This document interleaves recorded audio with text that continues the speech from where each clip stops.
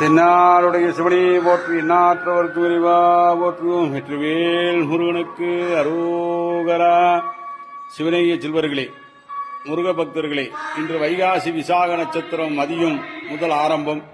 சுண்டப்பாளையம் பாலசுந்தர கணேச பெருமான் ஆலயத்தில் வைகாசி விசாக பெருவிழாவில் முருகப்பெருமான் உதித்த நாளாம் இந்த வைகாசி விசாகத்தில் குழந்தை பாலகனுக்கு ஊர் மக்கள் அனைவரும் முருக பக்தர்களும் தங்களது கரங்களால தங்களது கையால கறந்த பாலும் பன்னீர் அபிஷேகம் முருகப்பெருமானுக்கு செய்ய இறைவன் விரும்பியுள்ளதால் அன்பர்கள் அனைவரும் தவறாமல் குடும்பத்தோடு வந்து குழந்தை பாலகனாயும் முருகப்பெருமானுக்கு மூலமூர்த்தியிலிருந்து உற்சவமூர்த்தியாய் அமர்ந்த பெருமான் தங்களது இல்லங்களை வருகின்ற பெருமானுக்கு இந்த வைகாசி விசாகத்தில் கறந்த பால் அபிஷேகம் பன்னீர் அபிஷேகம் செய்து நாம் வேண்டி வந்த வரங்களை எல்லாம் பெற்று என்னாலும் இன்பமே பெற இறையலோடு கேட்டுக்கொள்கிறோம்.